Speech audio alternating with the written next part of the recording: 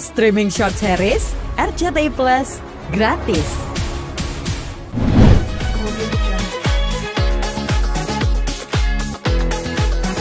Coba kita tanya dulu tuan rumah.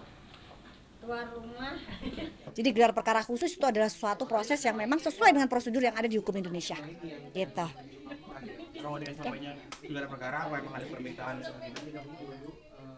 Untuk gelar perkara memang karena memang diduga ada suatu kejanggalan. Karena seperti kita tahu AS ini kan memang seorang justiper. Jadi dokter bilang di situ jelas fix bukan dokter justiper. Nah, kalau misalnya memang dia apakah pada saat dia melakukan justip itu dia seorang dokter atau bukan? Nah, itu kan jadi pertanyaan. Gitu. Seharusnya kalau memang dia fix dokter, ya dia harus buktikan bahwa dia bukan seorang justiper. Nah, gitu. Betul, karena itu adalah satu frase, satu kalimat, bukan terputus ya. Gitu. Itulah satu kalimat. Dan asal mungkin kalian tahu, beliau ini sudah dilaporkan ke BPOM. Jadi semua pelaporannya lengkap.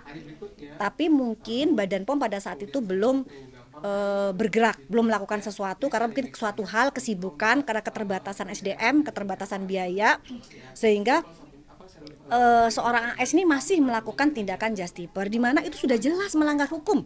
Membeli produk skincare masuk ke Indonesia tanpa ada izin yang dibilang itu Badan POM Bangkok, semua digitalnya ada, ya itu melanggar aturan Badan POM.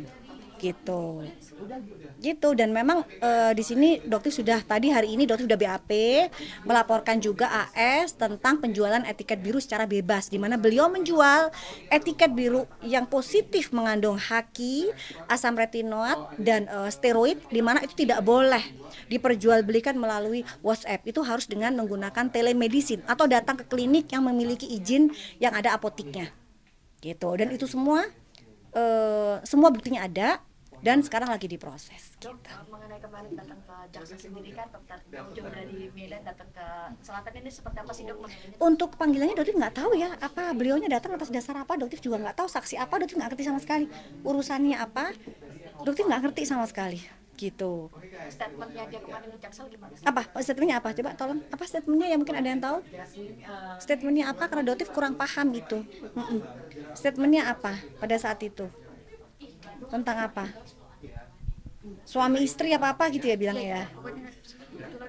Iya, jadi nanti yang penting dokter menunggu semua warga negara Indonesia berhak untuk melaporkan semuanya. Cuman mungkin lebih enak itu kalau melaporkan ke Polda, lebih enak. Kenapa? Karena kalau di Polda itu disaring laporannya.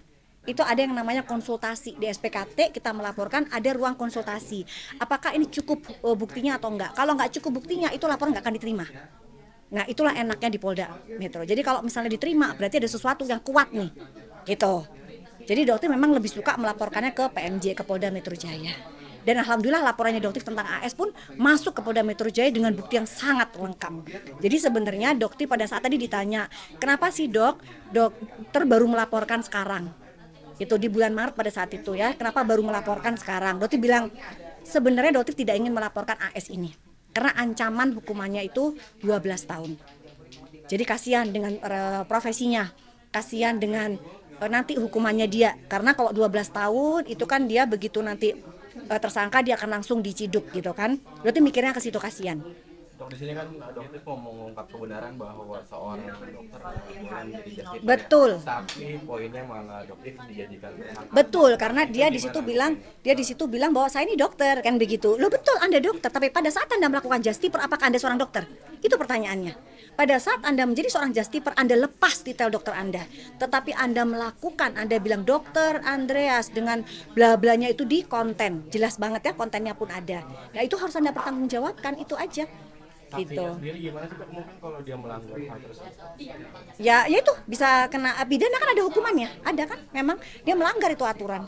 Gitu. Jadi sih sebenarnya dokter mengharapkan di sini juga Badan POM juga bergerak ya, karena ini udah jelas banget. Tapi mungkin dengan laporannya dokter yang etiket biru nanti mungkin akan ada penyidik juga dari Badan POM yang memeriksa beliau juga gitu. Kan dokter juga kan akun Dede dilaporkan oleh suami RG. Betul. Ya, gimana respon dokter dan pada akhirnya kan tadi dokter AS dijadikan saksi oleh suami RG. Iya. Gimana dok? Kalau dokter semuanya dokter hadapi dengan tenang dan apa namanya itu, relax aja gitu kan, apa sih, sele ya, kalau dokter mah sele aja gitu kan, nggak apa-apa, karena memang dari awal dokter sudah bilang, target mereka adalah akun dokter. Karena akun dokter yang sudah punya banyak follower, jutaan follower ini akan dihentikan suaranya. Karena apa yang dokter sampaikan itu kebenaran, itu data, fakta. Makanya salah satunya Bang Hotman kenapa? Bang Hotman kenapa tidak mau membela salah satu? Ya, bukan salah satu sih, sebenarnya banyak, karena chatnya beliau juga ditunjukkan ke dokter baca sendiri. Jadi dari mereka ini, owner ini menghubungi Bang Hotman, dokter baca sendiri. Ya, mereka ingin menggunakan jasa Bang Hotman, tapi di situ Bang Hotman nggak bisa, karena Bang Hotman tahu di mana nih kebenarannya. Yang dokter sampaikan adalah data, fakta. Bahkan mereka bilang dokter memanipulasi hasil lab. Kalau begitu kenapa nggak dituntut saja? Kan dokter punya buktinya, barang buktinya, ada batch number-nya. Dilaporkan saja kalau memang manipulasi. Tapi hati-hati, jika itu tidak terbukti, dokter akan serang balik. Gitu. Dan pasal yang dikenakan kan apa yang diposting dokter itu mengguncang mental sampai mereka itu. Kenapa hanya memikirkan ke diri sendiri, kerugian diri sendiri? Bagaimana dengan kerugian masyarakat?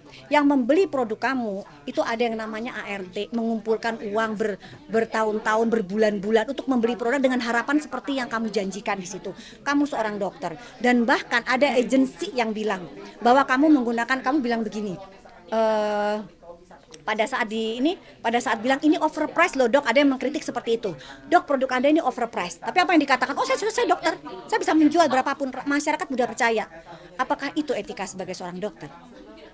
Di mana, kemana hati kalian ini, penjual-penjual skincare yang mengaku profesinya dokter, tapi kalian membodohi masyarakat? Itu yang dokter. Kenapa kok kalian nggak memikirkan kerugian masyarakat bermiliar-miliar loh, gitu? Ratusan miliar sudah kalian gunakan. Jadi dokter bilang satu produk paketan yang balonku ada 5, dokter bilang seperti itu, modal 70.000, dijual sebelum keluarnya Doktif itu dijual dengan harga 1.500.000. Ya, harga 70.000. Ya, itu nggak make sense banget. Dari 6 produk, ya modalnya 70.000 gitu. Tapi ternyata setelah Doktif cek emang overclaim gitu. Produknya isinya bahan itu cuma 0,00. Bagaimana bisa mewujudkan seperti yang kalian janjikan itu? Gitu. Itu stop. Maksudnya Doktif seperti itu. Dan di sini juga mungkin masyarakat tidak tahu bahwa mereka ini mendatangi rumah Doktif 3 kali. Itu yang mungkin tidak terekspos. Gitu ya. Jadi untuk apa kalian datang 3 kali ke rumah Doktif? Ya. Jadi yang 2 kali itu mereka berdua, ya, yang sekali hanya M aja ini. Gitu. Dan itu ada saksinya. Bahkan pada saat itu Doktif ajak mereka untuk makan, M ini ada ucapan yang bilang, "Dok, bisa nggak datanya dirubah menjadi data lab ini?" Apa kamu lupa? Gitu loh. Kejadian yang Sebelum kejadian jauh. Kenapa itu tidak di blow up? Karena Doktif sekali lagi Doktif tidak pernah menggunakan jasa buzzer. Doktif bahkan sampai bersumpah di depan Ka'bah, kalau misalnya Doktif menggunakan jasa buzzer seperti yang selama ini mereka gaung-gaungkan, maka Doktif tidak akan sampai pulang ke Indonesia. Itu bersumpah di depan Ka'bah. Dan yang terjadi apa? Sampai saat ini Doktif pulang. Dan Doktif berani. Bagaimana dengan kalian? Owner skincare tukang flexing. Berani nggak? Kalian bersumpah di depan Ka'bah bahwa kalian tidak pernah menggunakan jasa buzzer, bahwa kalian tidak menjual produk-produk overclaim, kalian tidak menjual produk yang overpriced. Berani nggak? Gitu. Jadwal dari Doktif berarti untuk mereka ya. Dari kemarin udah Doktif tantangin, mana kagak ada yang berani. Sama sekali nggak ada. Nggak ada, gitu loh. Kalau Doktif mah berani-berani aja, gitu. Jadwal panggilan dari akun yang dokter yang akun dokter dilaporkan oleh suami RG ada sudah? Belum ada? Belum ada. Termasuk yang dari DRL juga ya, kan DRL melaporkan Doktif sampai saat ini tidak ada, jadi jangan ada gorengan ya. Malah sebaliknya, alhamdulillah kasusnya DRL sudah naik sidik. Jadi yang Doktif mohon, kalau kemarin cuma istrinya saja yang datang karena beliau tidak mau datang, untuk kali ini Doktif mohon kamu datang. Karena jika sudah naik sidik, itu pihak dari PMJ memiliki kekuatan yang lebih. Jadi jika 2 kali tidak dipanggil, maka akan dijemput secara paksa. Berarti untuk mediasi di Jaksel itu, Dok, kan kemarin sempat sampai detik ini tidak ada lagi panggilan. Untuk mediasi kan sempat datang kan DRL kan. Oh, betul. Tapi kan dokter lagi umroh, betul. Ya, jadi pada saat itu Doktif pun menyampaikan surat untuk pengunduran. Jadi silahkan ditentukan di lain hari. Sampai detik ini belum ada. Belum.